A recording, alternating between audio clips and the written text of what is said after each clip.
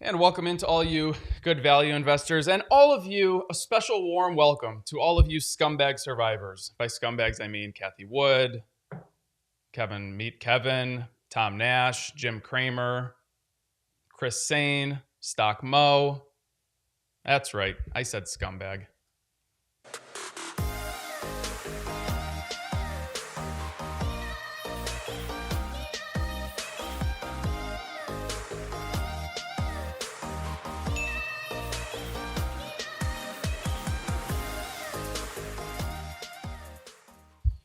All right, markets are down, but here's the good news, guys. Here's the good news. So if you go to my Instagram, I put a lot of good stuff on my Instagram. You think I'm spicy? Here, just wait till you go to Instagram. The spice level's crazy.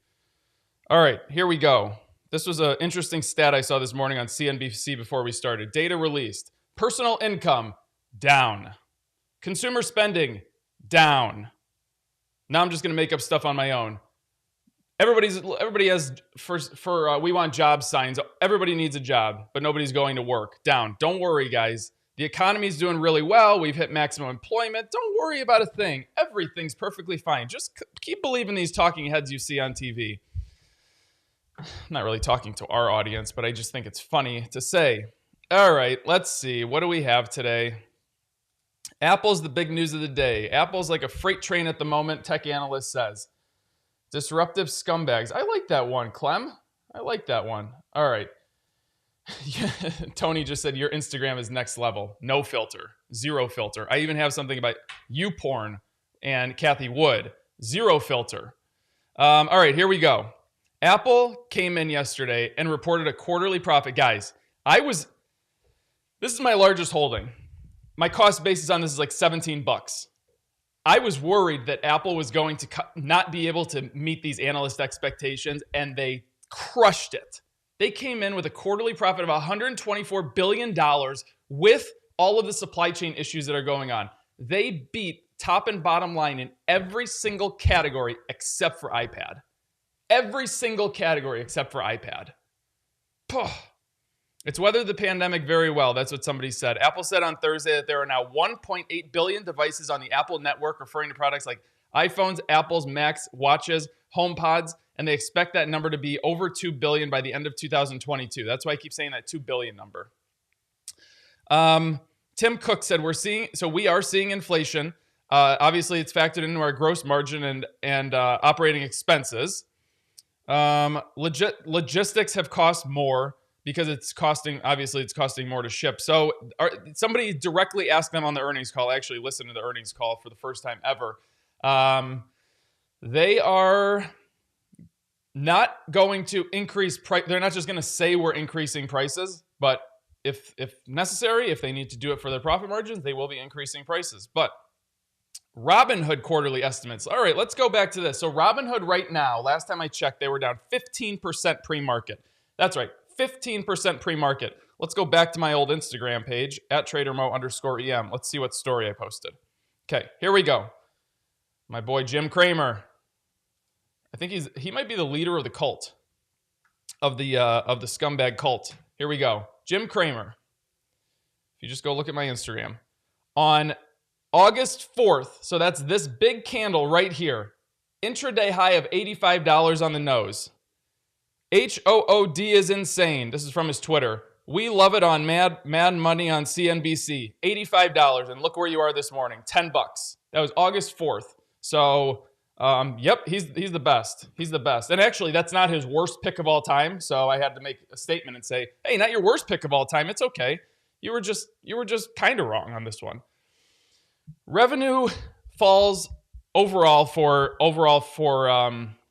Robinhood. Their crypto revenue is really, really low. And their monthly active users, this is the most important one, because this to me tells me about how people see them via credibility. I mean, you hear it on the show all the time. I say, do not put any money into this company. Don't put, if you're going to open a brokerage house, if you are going to put money into a brokerage house, make sure it's a credible place like TD Ameritrade, which is owned by Schwab. So Schwab, Merrill Lynch, E-Trade, etc. Don't put it in some nonsense like this, where this is the biggest. This you want to talk about scumbag company? That's them. All right. Here's the thing. There's Vlad. There's their fearless leader. They had 5 years. They had 5 years of their business plan baked into the IPO price. Now you're starting to see it valued more like a fintech.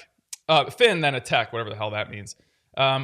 So right now their market cap is sitting at $11 billion.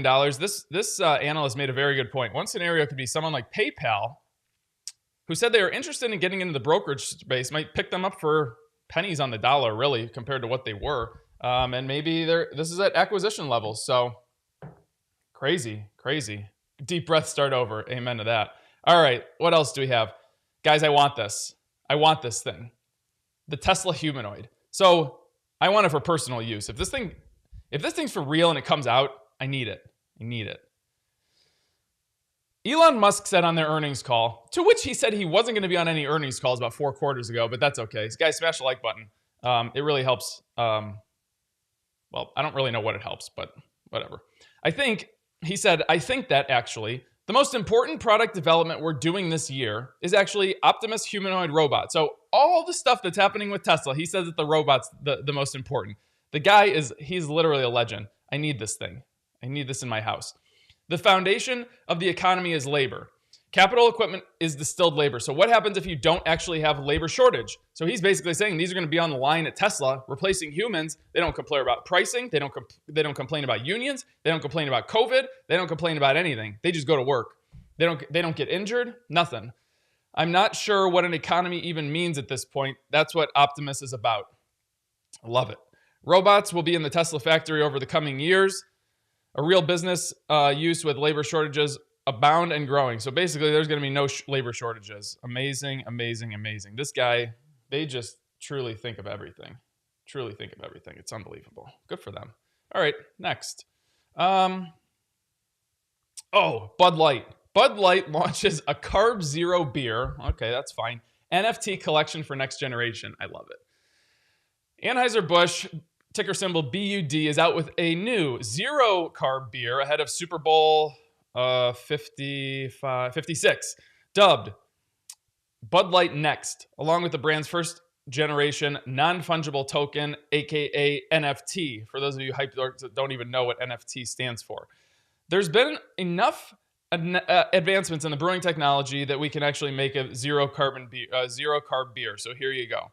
It's going to be called Bud Light Next Collection, beginning February 6th. For people over the age of 21, you can buy a non-fungible token for $399 each.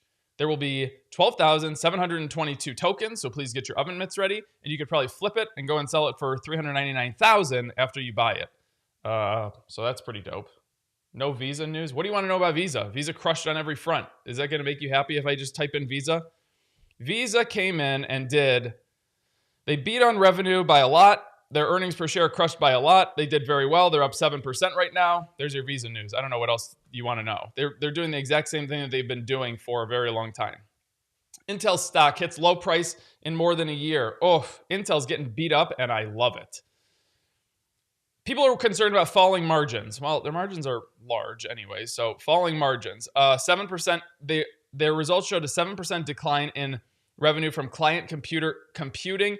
And also, people are worried about that the signs of this PC boom that Intel has enjoyed is swiftly coming to an end. Okay, well, all booms must pop eventually. We're seeing it with this economy. We're seeing it with this stock market. Any boom is an anomaly. It's going to come back to reality. Booms are called booms because they don't stay booms forever.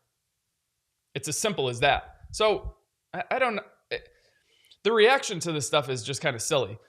The company is holding off from giving annual guidance until its February 17th Investor Day. Analysts seemed to be more concerned this time around about this PC growth and Intel trying to rebuild it. It might affect Intel as they're trying to rebuild itself. I don't think so. I think it's going to just get to the point where everything settles down over a long period of time and we go from there.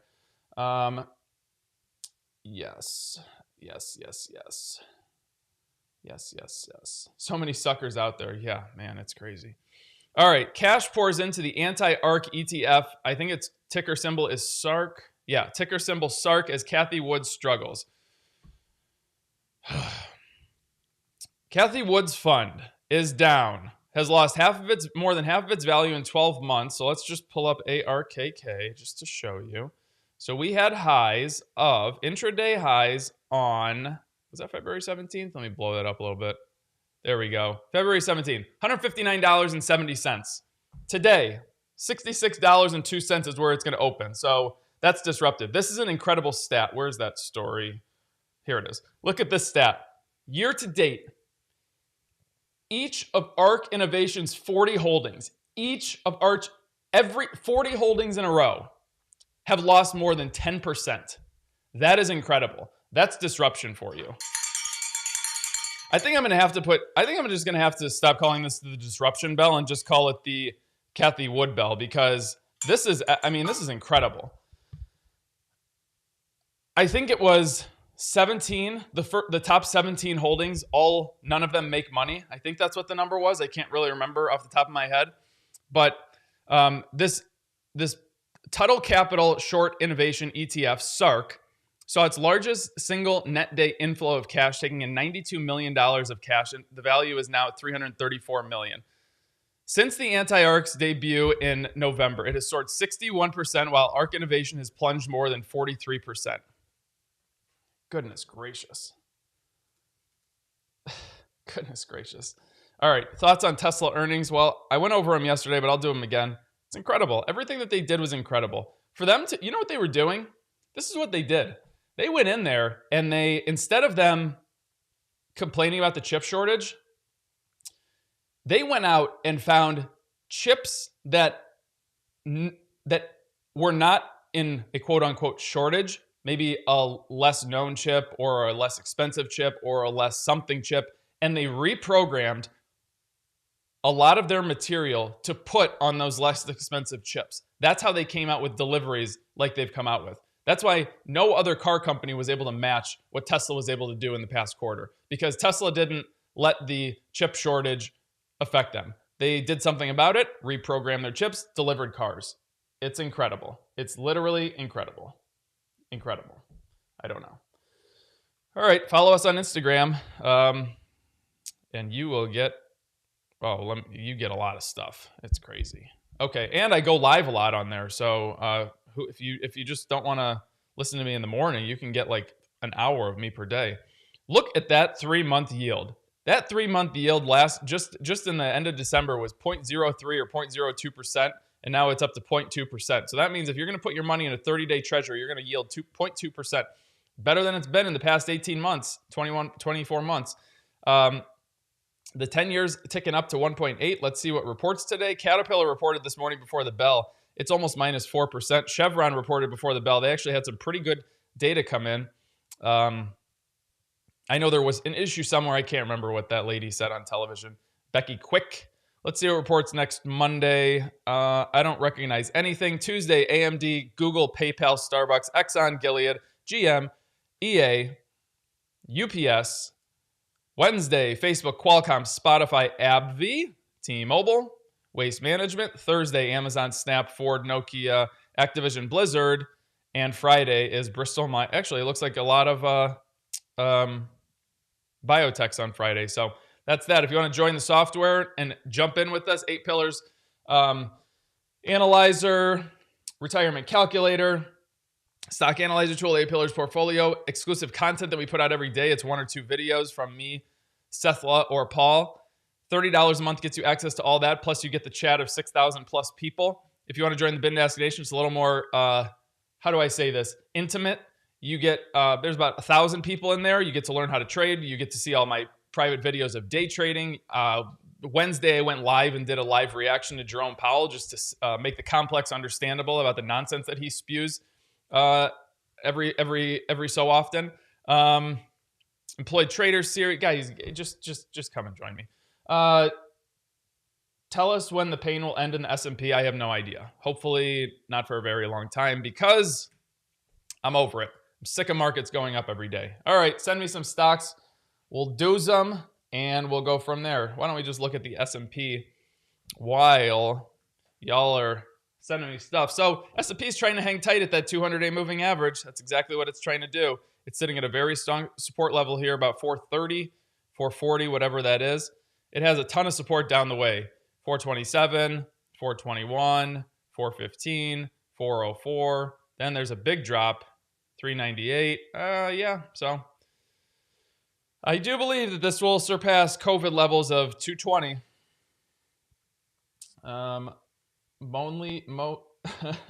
Monly fans, I'm sorry. You're not. So, okay. I thought more intimate was for OnlyFans. Get your heads out of the gutter. When does Baba report? I have no idea when Baba reports. So this is why I say that. I could pull it up on here and it'll tell me, but hold on. Let me just Google it. So here's the deal. These Chinese companies don't report in the similar fashion that the U.S. companies do. So let's see. They are scheduled to report on February 1st, but we will see. They were scheduled to report sometime last quarter, and they were like 2 weeks afterwards. So, all right, here's Intel. Intel's falling. Let's see where the support level is. There is a lot of support where it's sitting. The next support level would be 45. The next support level would be 43. I don't really see it falling much below 43.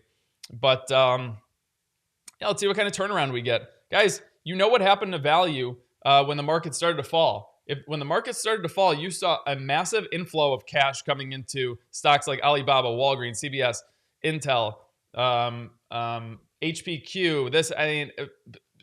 So if things start falling apart, people go to cash flow. I'm sorry. I'm just sorry. So that's why I think that we're going to be sitting at that 43 level. $100 on Alibaba. What is this? AMD? No, I won't say it. AMD. Maybe somebody else can say it. So we're sitting at a very strong support level at $100. I'm looking. The reason I'm saying it's a very strong support level is I'm looking at this consolidation area right here, and you're just hanging on to the 200-day moving average. So if it breaks below and closes down, let's say it closes down here today, and there's no attachment to the 200-day moving average like yesterday's candle, you will fall to this maybe 95 level or whatever that would be. So AMD is extremely undervalued right now. I beg to differ, but that is, there it is. Matt Jones got it. Matt Jones got it. Good boy. VMware. Yeah, VMware is looking very interesting from a value standpoint as well as a chart. I like what's happening right here. So we're developing into a very nice trend.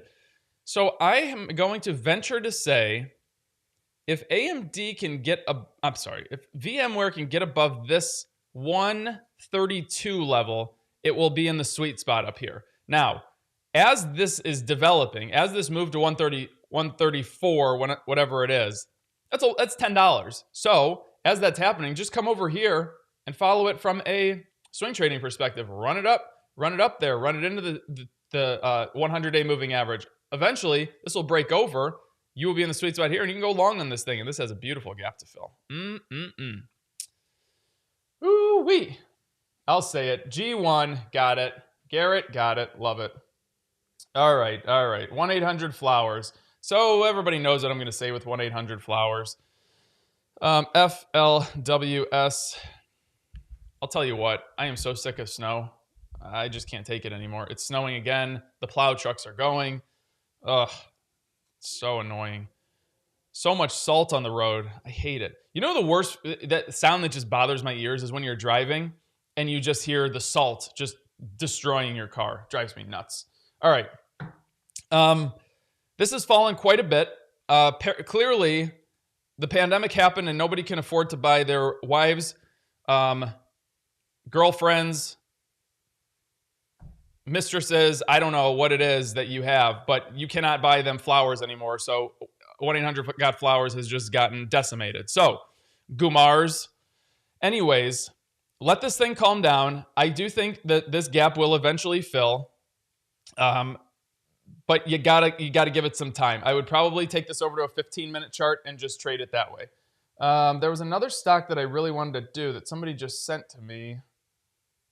Oh, ETF. That's it. IWM. Is it IWM? Oh, shoot. No. Hey, somebody's SMH. Boom. Thank you. Good job. So SMH, this is the semiconductor SPY fund. So this is an ETF of all semiconductors. Let's see. So they have semiconductors. This will get beat down badly. And to be honest with you, if you're a person that loves to trade long term and you're looking for a stock to throw into, say, a portfolio of 5, this is a very, very good stock to throw into it because this ETF moves like no other ETF. So pay attention to this one. It's SMH is the ticker symbol. It is the semiconductors ETF of the S&P.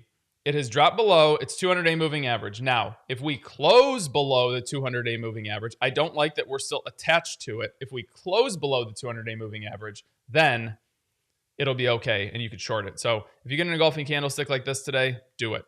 Short it. Even though it's Friday, short it. Take profits going into 248, 245, whatever that number is, and you will be good. Flowers canceled. We want trees now. Oh, okay. I'm definitely going to send somebody an evergreen. All right.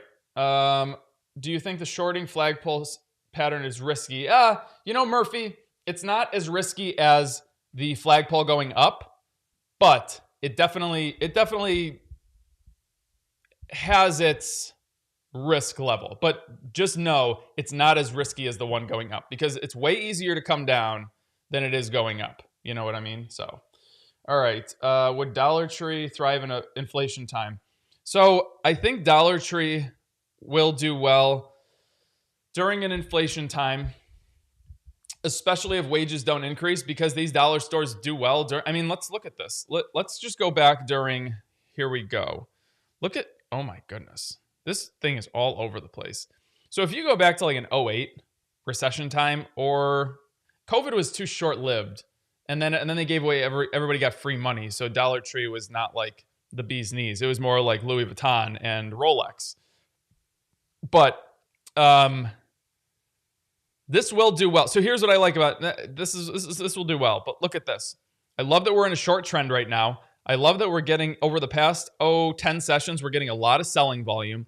And I love that we have this gap to fill. So everything tells me that this gap is going to fill. If you can break below, what is that, Tuesday's low, and start making some engulfing candlesticks down like this, go ahead and grab it. Take profits going into the 100-day moving average, and you will be just fine. MU is Monish's largest holding, I believe. So, yeah, they've been beaten up a little bit. No surprise. I mean, they're a high flyer. I don't really understand this one like he does, but that's okay. So here's the deal. Similar thing that we just saw at Dollar Tree. If this thing starts moving down into the sweet spot, if this takes out, again, Tuesday's low and makes an engulfing candlestick like that, your yellow line will be in the sweet spot and you can go for it. Just make sure, like all the other ones, make sure you are closing the day below the 100 and 200-day moving average and not having the candle overlap the moving averages. You want to break free of moving averages. You want to be down here somewhere. You don't want any wicks attached to the moving averages. Nothing that will start pulling it back up. All right. What else? HD. Guys, smash the like button for me. And if you don't like me, but you just have to watch because this is like a car crash and you just can't look away, smash the dislike button. I would love that equally as well. Because I'm going to tell you something, a little bit of the inside baseball here. If you smash the dislike button, that actually helps the algorithm. So even though I told you not to smash it because you don't want to help me, you're still going to smash it because you just cannot stand me so much that you have to do it. So adorable. Anyways, Home Depot. Home Depot got they appointed a new CEO yesterday, or they announced a new CEO yesterday, something like that. So there it is. Here come the dislikes. I love it. It's the best. It's so easy to troll trolls. It's so easy. It's not even fun sometimes. All right, here it is. You got to take out the low of Tuesday.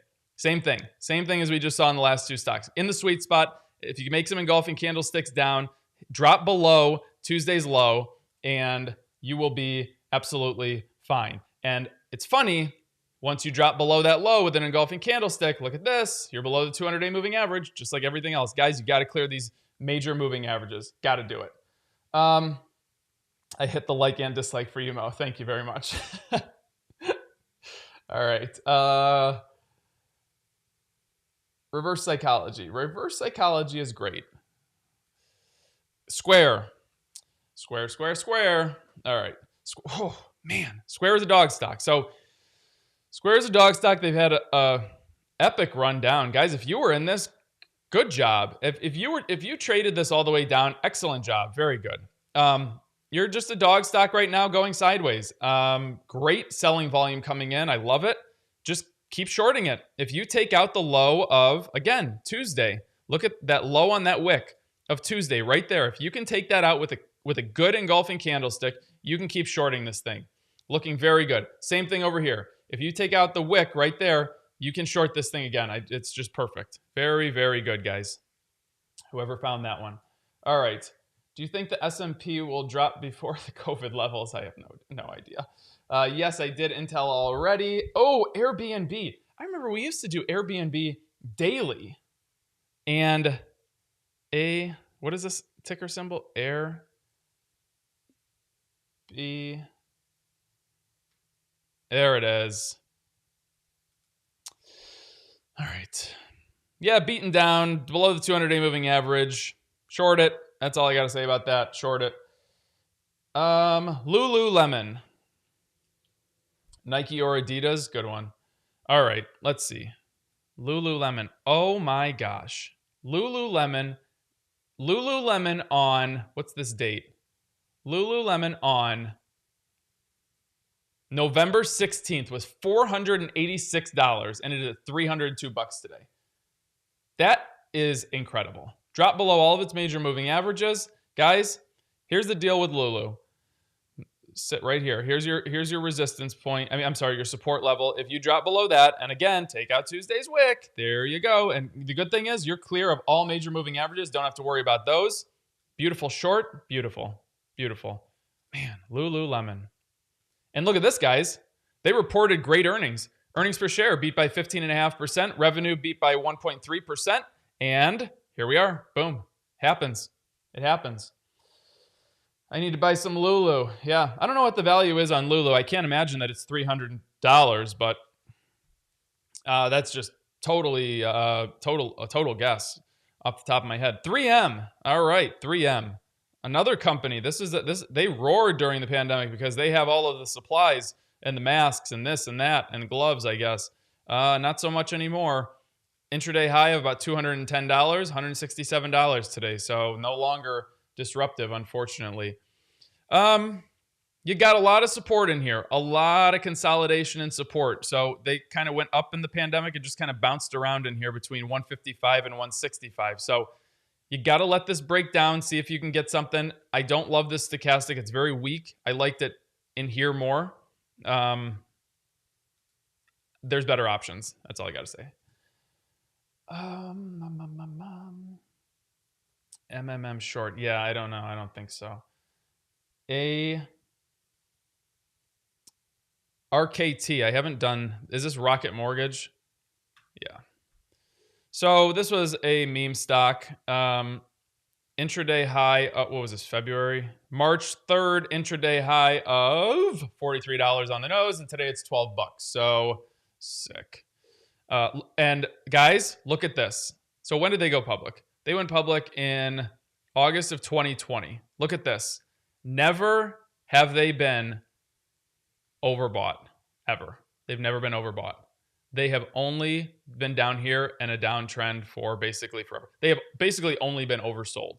The highest stochastic they've ever achieved is 42%. Guys, forget it. Go find something else. This is a joke. Visa. So Visa, big jump today. Be careful with this big jump. This thing can certainly pull back. I think what will happen is it'll pull back here to 216.31, which is the 100-day moving average, or it'll jump up here, but it's eventually going to pull back down because a flagpole like this with this big jump is going to pull back down. I promise you. So if this does in fact run up and run into the 200-day moving average, please take profits. Even today, if you're in this, please take profits. Let's do Budweiser. The stock market will be open in 10 seconds. Okay, Budweiser jumped up above the 200-day moving average. I think this is coming through as foreign data. That's why I see these gaps everywhere. With that being said, anyways, flagpole pattern. What happens to flagpoles? Oh, sad. Comes right back down. So, and we're going to open this morning here because clearly people don't like NFTs, which is not very woke, but whatever. Yum, yum, yum. Why don't we try it? Yum Brands. Okay, jeez, oh man. Look at all of these stocks just getting abused. It's crazy. So Yum, beautiful short. Absolutely beautiful short. If you get an engulfing candlestick like this, short it. You're below all four major moving averages. Excellent. Go short on it. BP. So we'll do BP, and I will do... Oh, I'll do two more after BP. And then I have to go to the gym because these delts aren't going to pump themselves, as the young kids say. All right. What do we got? Where's my trend? Where is my trend? Hold on. Let me type in a different thing. Let me type in DFS because it's the first one that popped into my head. And then let's type in BP. Give me something. Where is it? Where is it? There it is. Okay. Uptrend, still good. All it's doing is pulling. Okay, what is this? What exactly happened? Oh, that was during the volatility. Okay, so let's pull up a line chart. This will be very important to see. Did the line? There it is. This is a W formation that I want to see. Here it is, guys. You move up, you pull back, you make a low. You move up, you pull back, you make a low. Now, it kind of pulled up, and when it pulled back and created this W, I wanted to see it bottom out and make a new W higher than the previous W, and it absolutely did that. That's why Ws are so important. W formations are so important because they put the brakes on a stock that's falling because it creates a new support level right there, and it absolutely did that. So BP is looking really good. W formation up, flagpole a little bit, W formation, and it's doing it again. So if we can get today to move up a little bit, or Monday, or what have you, and just create another W that's higher than this one, you're good. It's going to keep going. That is exactly why it happens. RIP Peloton. I'll tell you what right now. If you're a person that actually like lift weights and wants to like have any muscles on your body, you're doing more than the Peloton.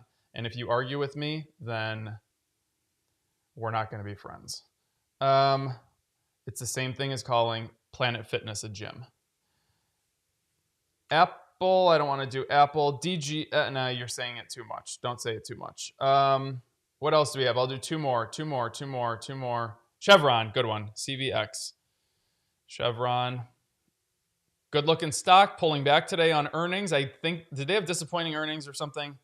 Yeah, their earnings per share came in bad, but their revenue came in okay. I remember Becky Quick said some other things on television, but I can't remember. So here's the deal. If you get a run up, you've had some W formations. If you pull back and create another one like that, you're good. As long as it stays below this W that was created, I'm sorry, if it stays above that W that was created, you're good. And everything's looking okay for your trend. So see what happens today. See how the volume is today and go from there. Last stock. PayPal. There it is. All right. So PayPal has just been beaten down like nobody's business. The trend over here is for sure probably, yeah, it's a dog stock right now. So it fell down, turned down into the oversold area, and the price is just going to keep declining as long as the stochastic is below here. So I would probably not pay attention over here. I would probably throw it over here on a swing trading chart. As soon as you get a pop into the sweet spot, go ahead and go long on it. You'll get maybe a run up to the 25 or 50-day moving average. If it can eventually break through that, it'll run up to the 100-day moving average. But with that being said, PayPal's going to go where the market goes because you see how volatile it's been with all the tech disaster that's been going on. And the one stock that has not been crazy is Apple and basically Microsoft. So here I don't want to show you Apple. I want to show you Caterpillar before I leave. So here it is. Caterpillar reported this morning. Very good earnings. I reviewed them this morning. They were very good. They came in, revenue beat by almost 5%. Earnings per share beat by 19%. But their forward guidance was bad, and this is why earnings are a total crapshoot. It doesn't really matter what you did the last quarter as much as it does what you're going to do the next quarter. And now we have Caterpillar sitting down below its 100-day moving average, down 4.5%. And this is why we were reduced to tracker shares on earnings, because you're going to get burnt. Anyways. All right, guys, I'm out of here. I will see you on Monday, same time, same place. A lot longer than 23.5 hours, but it'll be okay. I still love you. Peace.